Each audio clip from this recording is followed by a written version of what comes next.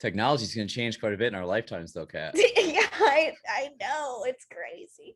I mean, when I was teaching, I would read like the BuzzFeed 30 things that you wouldn't know or if you weren't born in the 90s. And I would like tell my kids who were born in like 2004 like these things, and they're like, you had to wait to like get off the phone to use the internet. Like, oh man, like it's wild. Wow. What year were you born? Like 97? 96. 96? Yeah. Okay. Yeah, you're right at that cusp. I know. Sorry. You're Yeah. right there of straddling. It's interesting, like generations like millennials and Gen Z, how millennials are the last generation to straddle the like analog and digital, and Gen Z is the first that's like mainly digital. Yeah. So it's gonna be really interesting, not to go like too far into this idea, but I'm really into this book Generations by Neil Howe and William Strauss. Have you read it or aware of it? No. So they look at American history through the lens of generational theory and psychology. And they look at these historical cycles in American history. They go all the way back from like 1584 and they predict to like 2069. All right, there's a book called The Fourth Turning. Have you heard of that? It sounds like that. Let me see.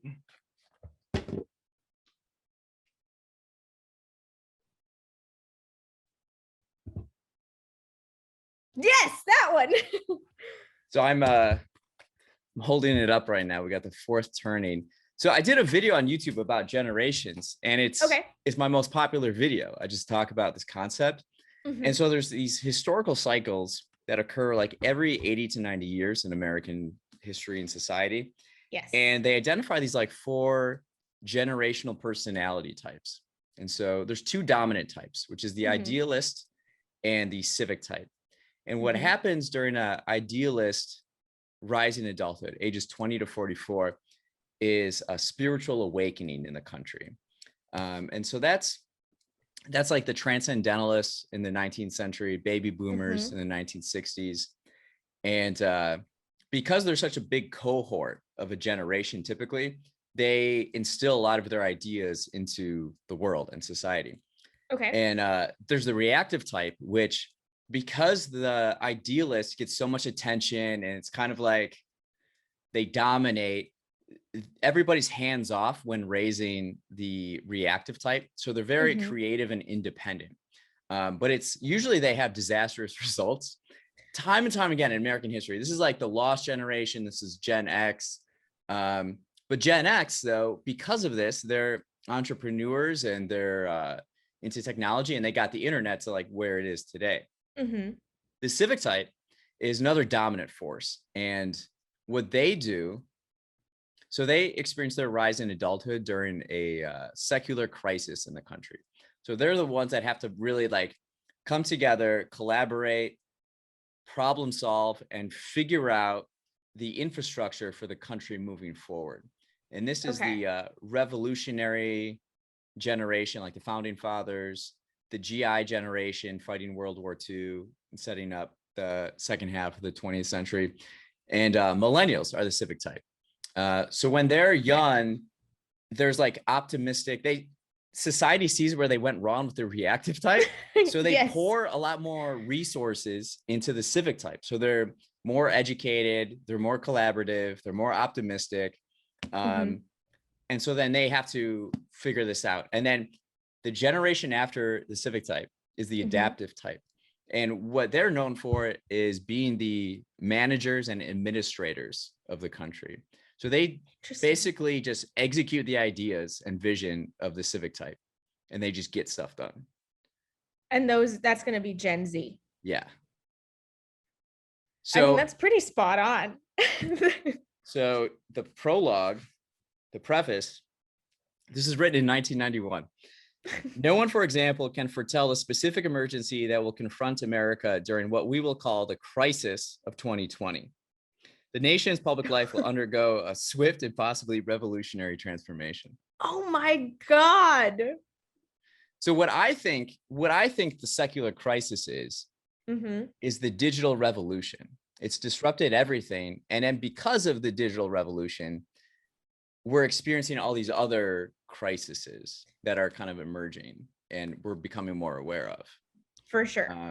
So what I believe the civic type, the millennials need to do is figure out what the infrastructure looks like in the country moving forward in this like digital world. How do we build our communities? How do we get along with each other? How do we get things done? And still have belief in a lot of our ideals and shared experiences. So that will kind of be the role. Yeah, that's a great insight. Wow. So the fourth turning, I was in the comment section of my videos, they told me to read this one too. So I got to read this one and do a video on this one too. Oh, okay. Yeah, I think it's kind of in the same, I haven't read it yet, but I've heard about it. And then it's like mind blowing. But yeah, it's wild. The digital, how far we've come is just, I mean, so cliche, but it's just so far. It's so wild to me. And sometimes just on a day-to-day basis, I'm just like, I can't believe like I could do this on my phone or, you know, in my car. Nothing's a surprise to us anymore. It's like our lifetimes, we're just going to experience like one technology revolution after the other. Yeah. I remember I had to teach kids how to tell time on the second hand. I was like, I'm only going to teach this once. I was like, you can't tell time because they're so used to seeing it on their phone. That's crazy to me. That's just crazy. Yeah, this more and more like now I'm entering like a new life phase and it's like becoming more and more aware of like how much the world has changed and like how I'm not young anymore and like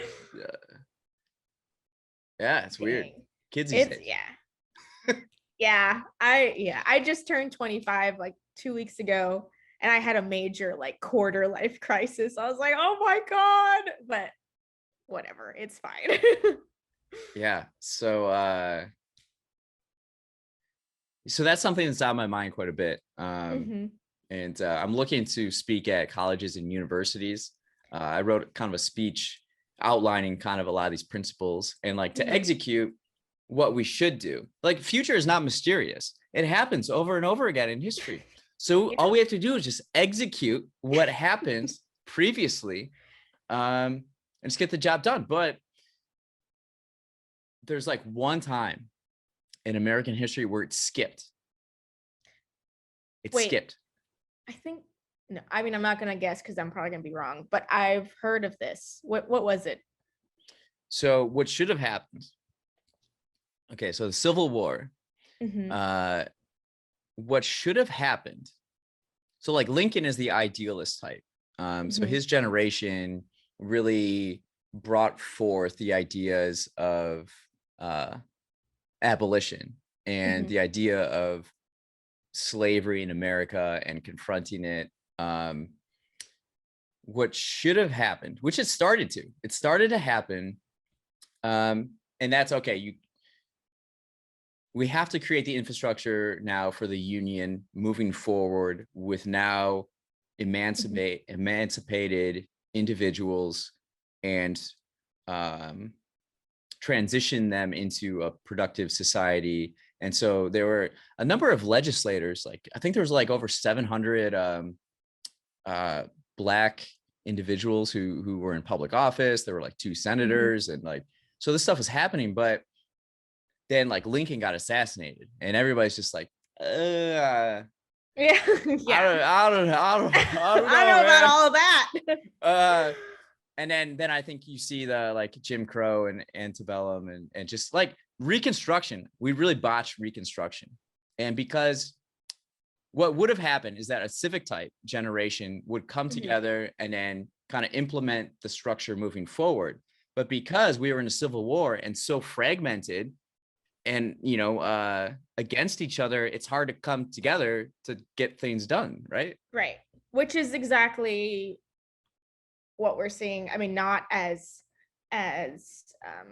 hardcore, obviously, but you know, the country that we're in now, it's like, okay, we all just can we do it? Like, come on now. But I guess it's going to take a few more years to get everyone just like on the same page, and that would be Gen Z, right? Or are we talking about our generation? So I think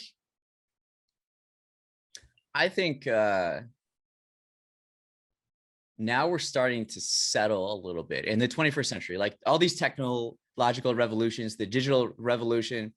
I'm like simplifying a lot of this stuff, but like we're kind of figuring out, okay, the internet, okay, we see where it's going. Oh, we see these psychological effects of our screens and smartphones. Oh, we see how much it's polarizing us, and it's driven all by advertising. And okay, we have to now kind of navigate that. And what I try to push, and for those listening, is that the biggest way to create change is not through political party, race, religion, economic class. It's generation. Because especially as millennials, we have these shared experiences of going from an analog world to a digital world. And we understand it best of like how to create the infrastructure moving forward. At least we have better ideas than people who have not participated in it. So we kind of have to be the leaders for Gen Z and have that vision of how to do it. It's a great way to put it. Yeah, I totally agree. All right, so we went off on a little tangent there. It's okay. It was fascinating. Are you kidding me? That was cool. I'm really interested in biotechnology right now. I think that's going to drive the 21st century. Yeah. I need to look more into it, but I hear what you're saying. That's another conversation. Well, I think what's so challenging for people is that this stuff is like mind-blowing and intense. So it's very heavy. It's very it's